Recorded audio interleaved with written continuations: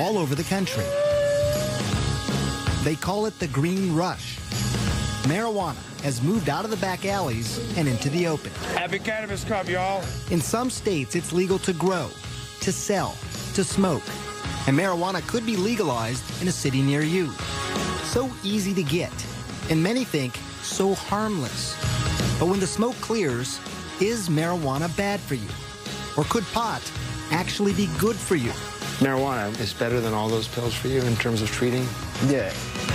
I travel the world for answers. What does marijuana do to you? What does it do to your kids? A special investigation.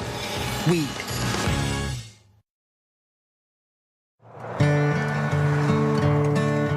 Our journey begins here, in this small town home, nestled in the mountains, with a family who has never allowed TV cameras in before. And you're going to soon learn why.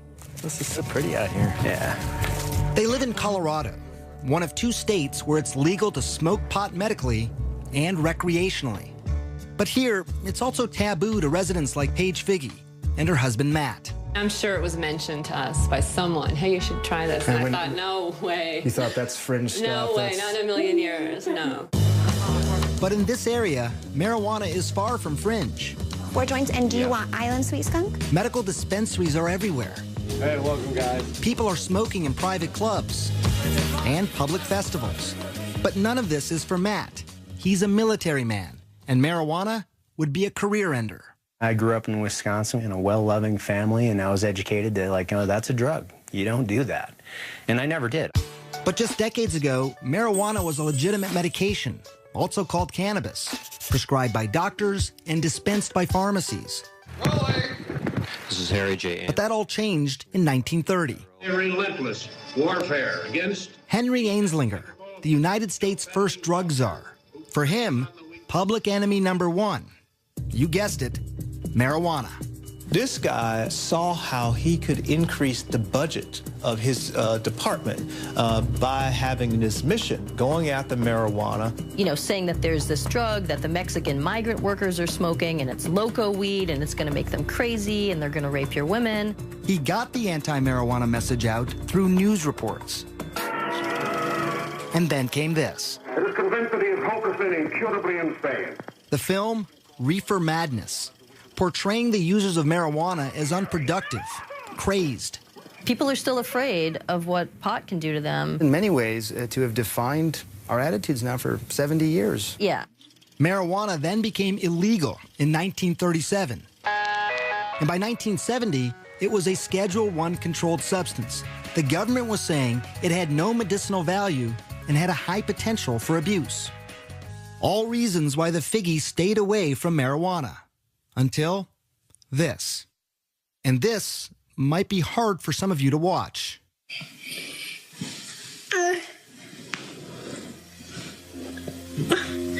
It's okay, baby. This is their daughter, Charlotte, having a seizure. We just thought it was just one random febrile seizure. Nothing to really do, Right. no medications. It's a fluke. Right. A fluke made sense. After all, Charlotte, nicknamed Charlie, was born perfectly healthy, a fraternal twin to sister Chase. Charlie always had big, big smiles. Just happy kids. Easy. Yeah, easy. Very much so. So it was around 3 months, you said, that when you Yeah. first noticed that Yeah. Charlie had a seizure. I was changing her diaper, well, putting a new diaper on from after the bath, and her eyes just started flickering. It led to the first of many trips to the ER. They did the $1 million workup, the MRI, EEG, spinal tap. You know, they did the whole workup and found nothing and sent us home. No abnormal blood tests, no abnormal scan. And developing normally, too. You know, talking and walking, and the same day as her twin. Nothing was behind yet. By the time she was 2, though, the seizures had become constant and started to take their toll on their once happy, joyful little girl. She started to really decline cognitively, and she was slipping away, and she just wasn't keeping up with her twin. The Figgies finally found an answer. It was awful news. Dravet syndrome. It is severe, intractable epilepsy. The seizures start during the first year of life and are unstoppable, difficult to control, and very damaging. severe behavioral problems, attention deficit and hyperactivity, the self-injury, you know, banging her head on the floor and pulling her hair out, and like a possessed child. This isn't your perfect, happy Charlotte. It was a race against time. Many Dravet kids die young, in early childhood. Charlotte was almost 3. For the next 2 years, the Figgies tried everything. Strange diets, acupuncture, and dozens of powerful drugs like Valium, Ativan, phenobarbital. But nothing seemed to help. Even worse, some of the medications nearly killed her. After 1 dose, she stops breathing. And after 2 doses, her heart will stop. Did you have to do CPR then on her yourself? Yes. I remember when her heart stopped and I had her pulse and I lost her pulse. There was just nothing. The ambulance is on its way. She survived. You're okay. Mommy's here. But now it was fall of 2011, and Charlotte was 5 years old. When things were at their worst, she just sees all night, and the kids are sleeping either in my room or next door. They can hear her, the seizure scream all night, 50 times a night. And Chase would come in the morning and just, this is her twin, and just hug her and like rub her head and say, I'm just so glad you survived through the night last night. Matt had been deployed to Afghanistan, and the only thing he could do to help was start scouring the internet. And he stumbled onto this video of a child using marijuana. So how's everything going? Jaden had 4 days without a seizure. I'm like, wow, having success on specifically Dravet, this is interesting. It's natural. And while he couldn't ever imagine taking marijuana himself, he was now in the stunning position of recommending it for Charlotte. I was like, we need to do this. And I said, I don't know. Charlie, there you are. And then Charlotte's condition got worse. 300 seizures a week, almost 2 every hour. She was not talking or moving, basically catatonic. As a last resort, doctors wanted to either prescribe a powerful veterinary drug used on epileptic dogs or put Charlotte in a medically induced coma so her brain and body could rest. For Paige, those were not good options. But maybe, just maybe, marijuana now was. But she was about to find out how hard that would be. This isn't go to the pharmacy and pick up your medicine. There was no protocol. When we come back, what will the Figgies do? And what would you do if this were your daughter?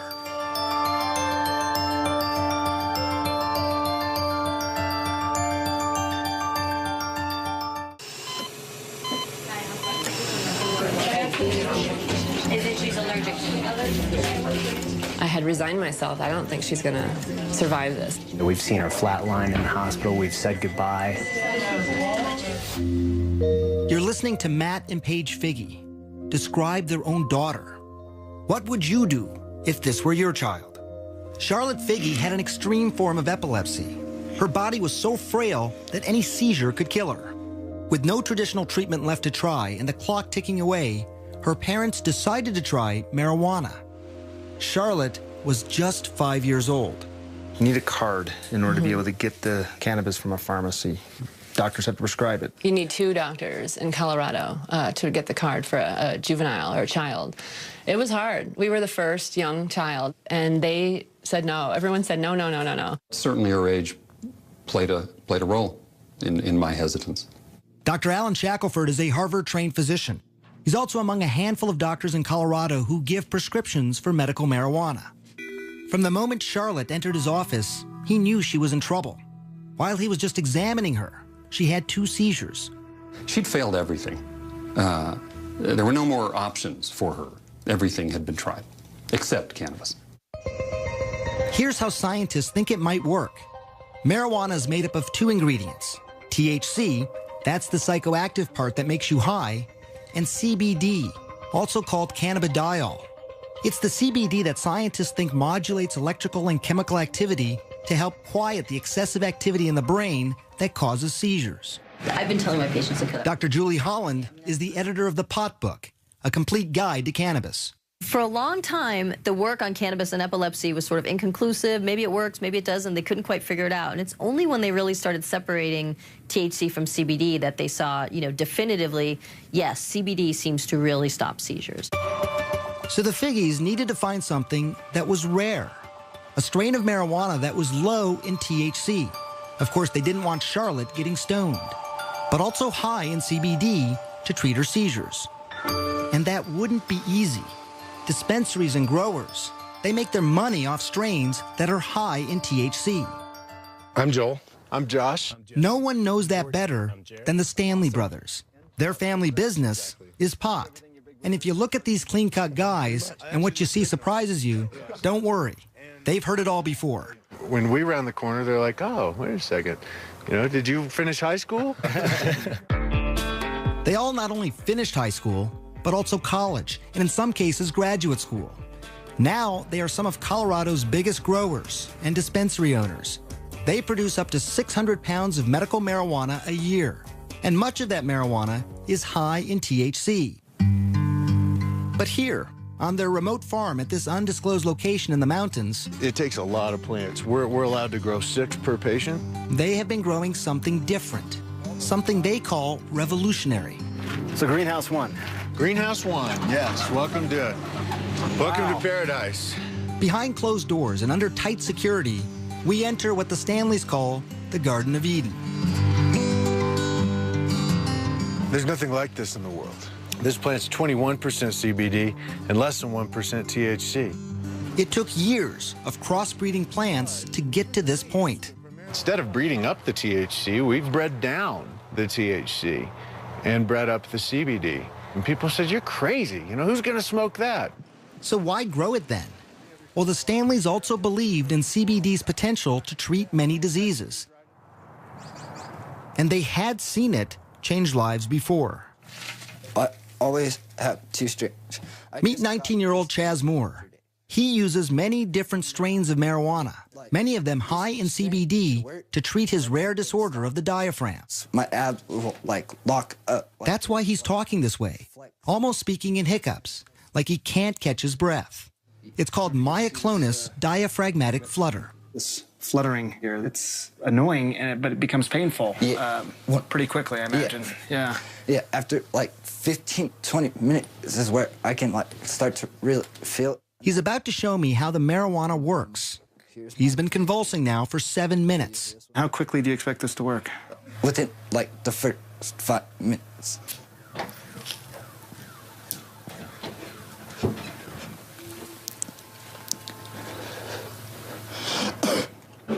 And I'm done. That's it? That's it. It was actually less than a minute. Depending on the attack in the day, it'll work within the first couple hits. Hear how his voice is completely different. That attack lasted 8 minutes. But some have lasted much longer and happen as often as 40 times a day. And like Charlotte, he had tried so many things before. By 16, Chaz was taking these powerful, addictive, potentially deadly narcotics and muscle relaxants daily, like Valium and morphine. It would be safe to say that marijuana, what you have in your hand there, is better than all those pills for you in terms of treating what's going on? Yeah, I'm not zombified. I've had 16, 17 attacks today, and I'm still sitting up talking to you. My first attack on all these, I'd be in the hospital. I'm a firm believer that marijuana has actually saved my son's life. Chaz's father, Sean. His quality of life now is 1,000 times better than what it was when he was on the pharmaceuticals. A quality of life that Paige Figge desperately wanted for her daughter, Charlotte. But she still had one hurdle to cross, convincing dispensary owners like the Stanleys to sell marijuana to a 5-year-old little girl. When Charlotte's mother called my brother Joel, the brothers had a meeting. We said, tell us about this patient. She's 5 years old, he said. And we said, oh, no, we can't do that. Why? It was the fear of the unknown. Charlotte was the youngest patient at the time wanting marijuana. Would it be too much for her? Or would it change her life forever? We'll find that out later. But first, learn more about what marijuana does to your kid's brain, and yours as well.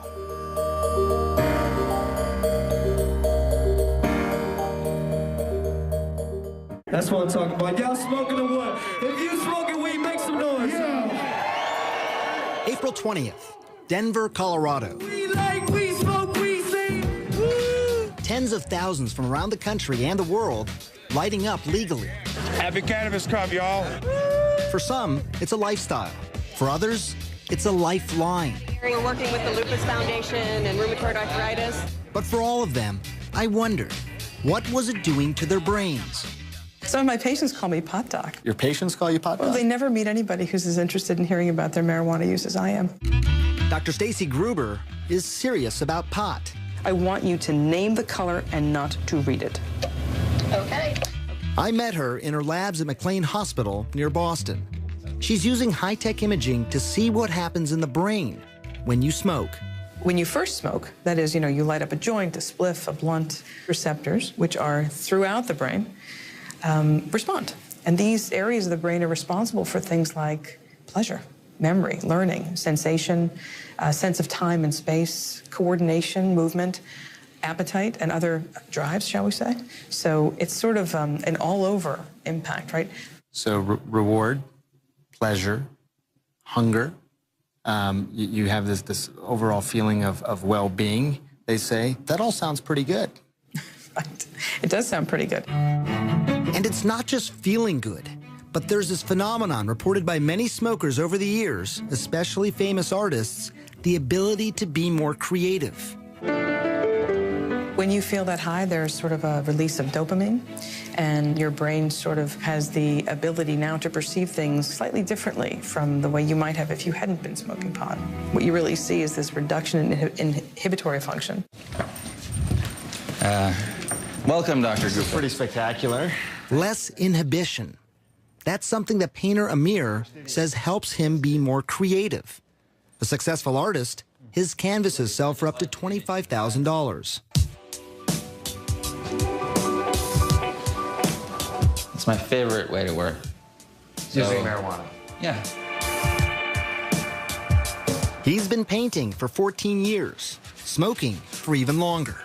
He says it makes him feel more relaxed, but most importantly for him, he says it makes him less critical of his own work.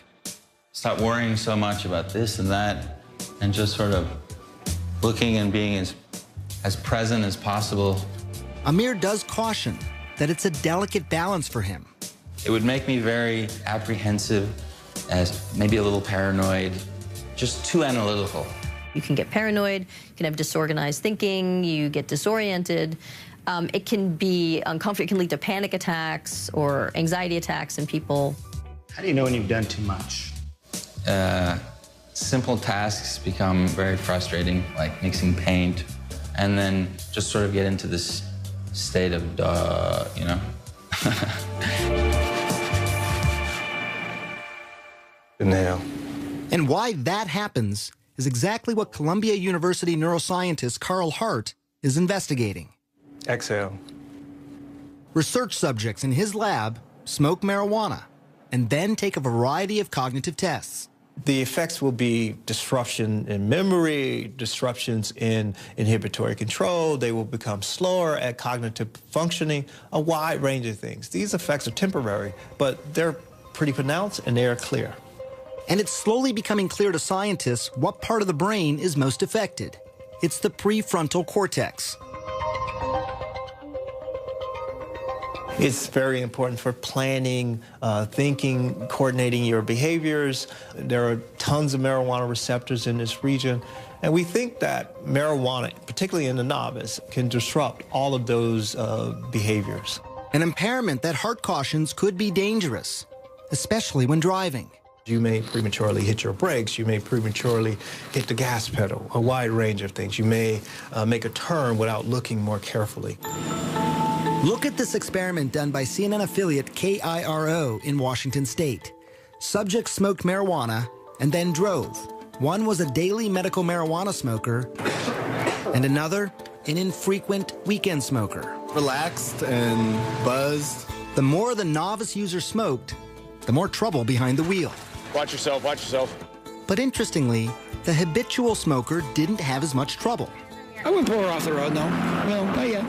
And that's something I witnessed firsthand driving around with 19-year-old Chaz Moore. The day that I spent with him, he had been smoking all day long. Do you feel impaired at all? No, I don't. I feel normal. Turns out when you test people who have a lot of experience with cannabis, you don't see many disruptions. But if you test people who have sort of a limited history with cannabis, you can see some clear, pronounced disruptions. Of course, no one thinks that driving when using marijuana is a good idea. But what scientists can't answer is if there is a safe legal limit, and if people who use marijuana daily as a medicine should be able to drive. How impaired are they? What is more clear, though, is the effect of marijuana on the young brain. What we see is a very big difference in people who begin to smoke prior to the age of 16 and those who smoke after age 16, what we call early versus later onset. Gruber's brain scans show that the white matter, those are the highways that help the brain communicate from one point to another, are impaired in those who start smoking early. Maybe there's underlying white matter connectivity differences. That's your concern, it sounds like, that those highways, those white matter highways, are just more disrupted in people who start smoking early. That's what we see. Perhaps not surprising, given what we know about the young developing brain. That's a very delicate time in brain development, and that's not a good time to be taking any drugs. Preliminary research shows that early onset smokers are slower at tasks, have lower IQs later in life, higher risk of strokes, and increased incidence of psychotic disorders. And while these studies are not conclusive, some scientists are still concerned because in 2012, 35% of high school seniors lit up. And that could mean a generation of kids with damaged brains. And many fear something else. I never really told myself I needed help. A generation of marijuana addicts. When we come back, the truth and the science behind what's being called a growing epidemic. And later, Charlotte's story, the first and youngest child to try marijuana in Colorado.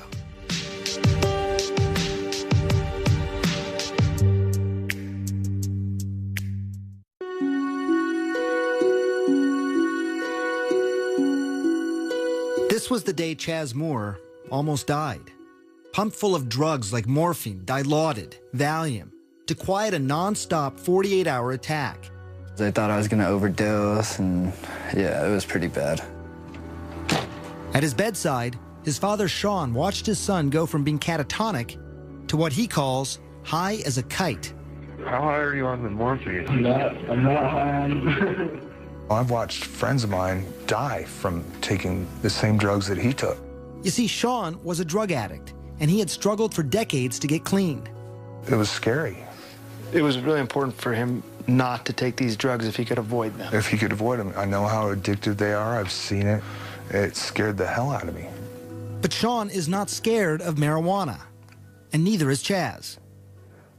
This right here, I don't get sick off of it. I can't overdose. And Chaz is right about that. While there are fatal, accidental prescription medicine overdoses every 19 minutes in this country, there are virtually no reports of fatal marijuana overdoses. And it's perhaps one of the biggest reasons most people think pot is safe. In fact, a new study of children showed that by high school, only 1 in 5 think marijuana is harmful. That's the lowest number in more than 2 decades. And it's something we heard over and over as we traveled around the country. Not really that harmful. It has a lot of benefits. Not really too concerned about it. I think it's safe if you're a safe person. Probiotics are... But the experts we spoke to said there is more to the story. There are people who compulsively smoke, who want to stop smoking, but they can't stop smoking. In fact, 9% of marijuana users will become dependent. Now, that's not as high as other drugs, like heroin. 23% of users become addicted, or 17% with cocaine, or 15% with alcohol.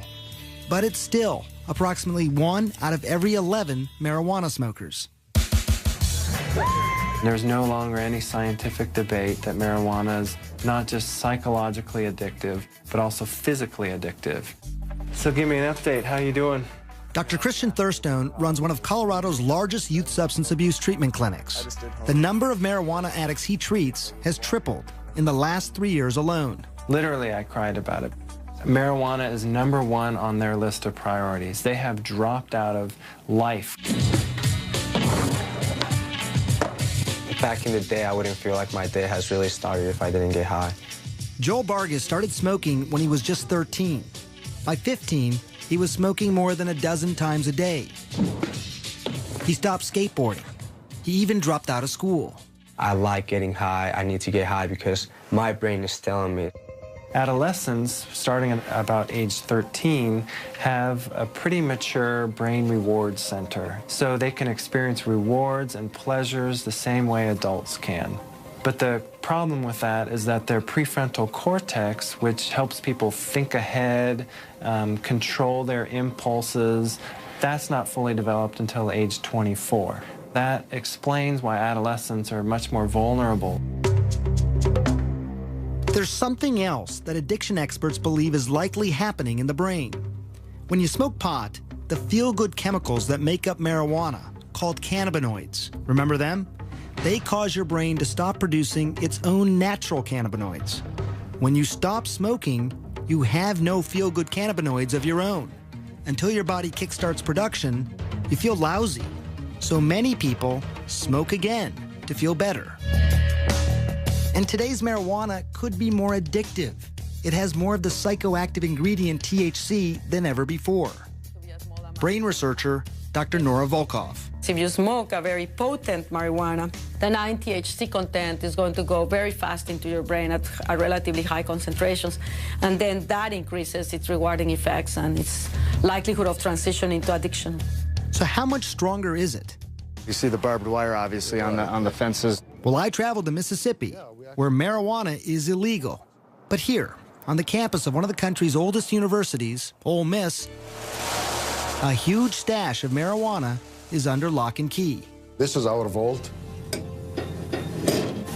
This is some pretty tight security. I mean, look at this door. Mahmoud El Soli runs what's called the Marijuana Potency Project. What's the potency of this? This is about 8%. For 3 decades now, his team has analyzed weed confiscated from drug busts. This is 36% THC. You can smell it. It has a good aromatic, smell. How much does this worry you? 36% THC, confiscated. Very, very dangerous material. For someone that is not experienced in marijuana smoking, take some of this and they're going to go into the negative effects of the high amounts of THC, the psychosis, the irritation, the irritability, the paranoia, and all of this. And while not all the plants are this high, there's no question he's seen a trend. In 1972, the average potency was less than 1% THC. Now, it's nearly 13%. Are people becoming more obsessed with high THC marijuana? I think so. They start out with a 0.5% or 1%, and they get a good high. And then as they continue to use that, it doesn't give them the same high anymore, so they seek either smoking more or higher potency material. It happened to Joel Vargas. After a couple of years of smoking daily, Joel eventually ended up in rehab, where he faced mild withdrawal symptoms like irritability, insomnia, nausea. It certainly isn't anything nearly as dangerous as abrupt discontinuation of alcohol. You know, for somebody like Joel, going into rehab is really about learning new behaviors, more than it is about sort of treating the physiological dependence or tolerance or withdrawal issues. Joel's been clean now for 6 months, but these kinds of risks, they don't scare off Charlotte Figge's parents. People ask us that a lot, like, how did you make that decision? It wasn't a decision. It wasn't a decision. It was the next viable option. And some would say a radical option, marijuana for a 5-year-old. But it was an option they hoped would change her life forever. Baby. When we come back, Matt and Paige Figge finally give their Charlotte marijuana. The results are shocking.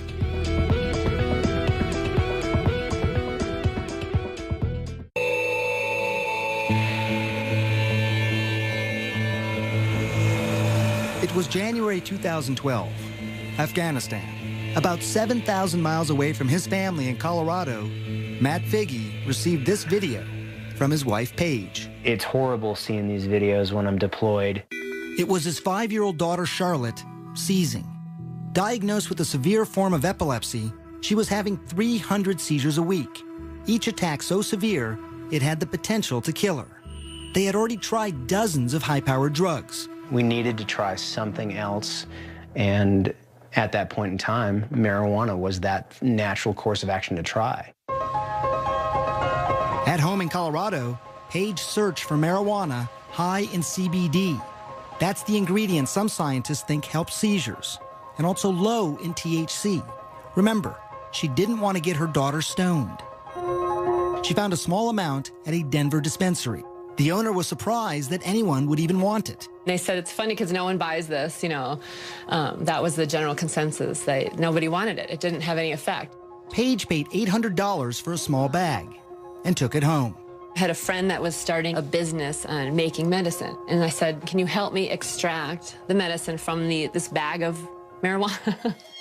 I measured it with a syringe and squirted it under her tongue. It was exciting and very nerve-wracking. Holding Charlotte in her arms, Paige waited. An hour ticked by, and then another, and then another. She didn't have a seizure that day. And then she didn't have a seizure that night. Did you sit there and look at your watch? And... Right, I thought, this is crazy. And then she didn't have one the next day. And then the next day. And I thought, she would have had 100 by now. And I just thought, this is insane. I remember how happy Paige was. Like, it's really working. I can't believe it. Yeah, that was pretty amazing to hear. It had worked. But in just a couple of weeks, the excitement was overshadowed by panic. Paige was running out of marijuana, and the dispensary didn't have any more of that particular strain. Even if there was more, the monthly price tag would have been astronomical, $2,000, and not a penny of it covered by insurance. But then Paige heard about the Stanleys, the 6 brothers, and their greenhouse of marijuana that is high in CBD. I said, oh my goodness. He says, I don't know what to do with it. We're trying new things with it, but no one wants it. It's not sellable. I said, just don't touch that, because we need that plant. At first, they didn't want to take the risk of giving marijuana to such a young child. But then they met her. Tell me about the first time you met Matt, Paige, and Charlotte. I'm going to get you misty-eyed. Yeah, you get all of us crying when we start talking about that little girl. The Figgies had hit the jackpot, a steady supply of high CBD marijuana, and they only had to pay what they could afford. People have called us the Robin Hoods of marijuana. They say that we sell pot so that we can take care of the kids and the truly less fortunate. Charlotte was the first of those kids. Late spring 2012, she tried the Stanley Special Marijuana, and again, it worked. I can't tell you what that means to us. Get you a dozen in a little bit. If it doesn't get you, something's wrong with you. She lived her life in a catatonic state. Now her parents get to meet her for the first time. What a revelation.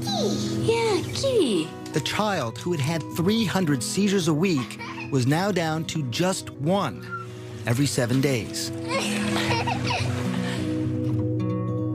Pitter pat, tiptoe. When I first met Charlotte, March of 2013, it was 1 year after that first dose of marijuana.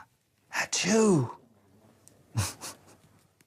After almost 2 years on a feeding tube, she was now eating on her own. Yellow? She was talking, even walking. Puppy. Yeah, please, she said, please. Go! But these stories, they are not without their skeptics.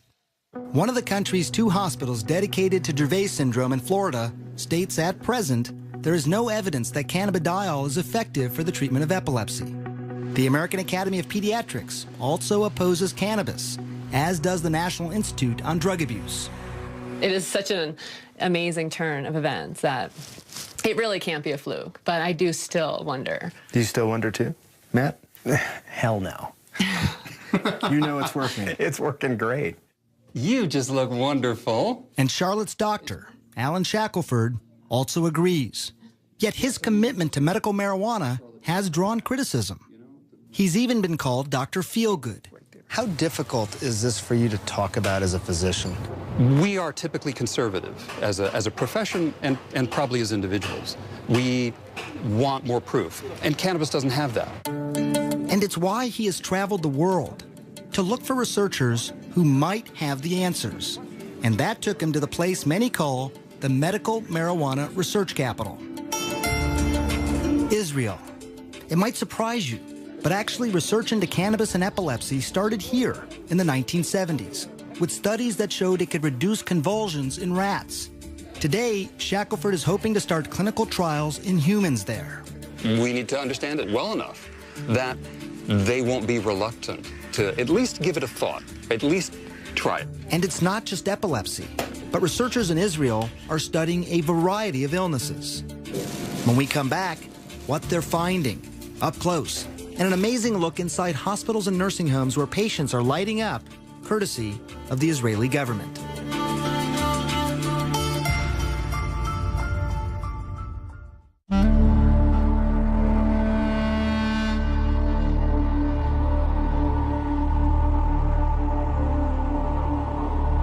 As the sun was rising on the ancient city of Jerusalem, the final leg of our journey was just beginning. There have been some great advances here, and I'm proud of that, obviously. Dr. Boaz Lev is with Israel's Ministry of Health. Here, they have pioneered marijuana research. They were the first to isolate THC and CBD decades ago. And now the country's ministry licensed 10,000 patients to use marijuana medicinally and has approved more than a dozen studies to treat illnesses like PTSD, pain, Crohn's disease, even cancer. Hopefully, this will prove to be the best medication. I really hope so. We're not there yet. Answers might come from places like this. It's a state-run nursing home outside of Tel Aviv. Residents here are using marijuana for pain, loss of appetite, Parkinson's disease, and dementia. Moshe Root is one of those residents. He was 77 when he smoked his first pipe of marijuana. He's 80 now, and he smokes a couple of times a day. It's to help with the pain and the hand tremors caused by a stroke. So it's a mixture of tobacco and marijuana. He even decided to light up during our interview to stop his hands from shaking. You're saying your hands are steady because of the marijuana? It also helped ease a deeper pain hidden from sight. You see, Moshe is a Holocaust survivor. When his wife died a couple years ago, he was haunted by nightmares of his childhood, hiding from the Nazis. The marijuana, he says, took him out of the darkness. You dream. You fly. When you smoke? Yeah.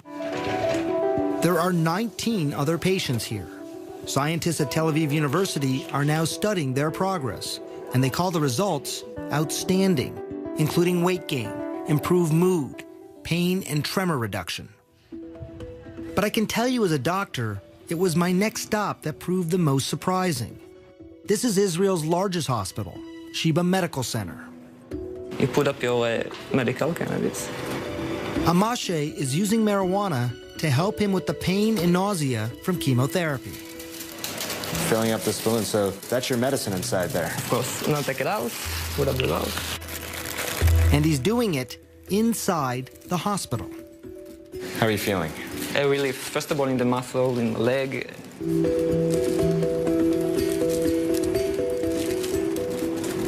And you're not worried about any potential damage to your body? Not at all. The opposite, actually. I really believe I can be cancer-free for a long time if I continue, consume cannabis. Yes, he said cancer-free. Very early studies on mice in Israel, Spain, and the United States are now showing the potential of marijuana to kill cancer cells. It's exciting research, but it is still in its infancy, and it's inconclusive. This program at Sheba is well established, and experts say a teaching tool for using marijuana in other hospitals. Do you think this could happen in the United States? I don't know that there's yet enough really concrete evidence of cannabis's benefit that's satisfactory, at least in that context. I think it's going to come. But it could be slow going. The FDA has been great at approving studies, but National Institute of Drug Abuse has been really stonewalling and blocking any studies looking at therapeutic effects of cannabis because that's not their mandate. Their mandate is to look at the harms of drug use. It's very easy to blame an organization. Dr. Nora Volkov, who is the director of NIDA, says they are not standing in the way. She claims they are not the only government institute that approves marijuana research. If you would come up with a grant that says, okay, this is going to be a treatment for drug addiction, then it would go to us. But if it's cancer, it goes to the Cancer Institute. If it is schizophrenia, it goes to NIMH. And so the institutes have a mission with certain diseases. What is clear, there are bureaucratic hoops that most researchers simply don't want to jump through. Neuroscientist Carl Hart. There are not many people studying marijuana. It's very difficult to get approval to study marijuana. What's nice about Israel is that the government is helping the research to happen. And it's research that could give hope to patients like Charlotte Figge. I made it. Scientists in Israel are learning that marijuana use might actually protect the brain, not damage it. They've been able to show that it can decrease the amount of brain damage from head injuries in mice. To be able to give a medicine after the injury to reverse some of the damage, that's huge. I want to paint my nails. You want to paint your nails? I'll paint your nails. I literally see Charlotte's brain making connections that haven't been made in years. It's almost seeming to build her brain, where before it seemed broken. And while scientists are still at the very early stages of knowing if this is actually happening, I can tell you it was remarkable to see her progress. In the 3 months since we first met her, we saw a change. She was now talking more. Say puppy. Yeah. She's horseback riding. Good girl. She even rides a bike on her own. And the special strain made for Charlotte is now named for her. It's Charlotte's Web. It is Charlotte's plant. It's Charlotte's plant. Not anymore. Now it's for all the children. More than 41 children are using Charlotte's Web here in Colorado. All of them are reporting significant seizure reduction. And there are dozens more on a wait list, hoping, praying that a plant could change their lives, just like it did for Charlotte. I'm gonna get you. You both seem very at peace. I'm very at peace, yeah. Very peaceful. We've been given a great life. You know, it's unfortunate that Charlie has this Dravet syndrome, but thank God we've got something now that's working. Oh, she's doing so great today.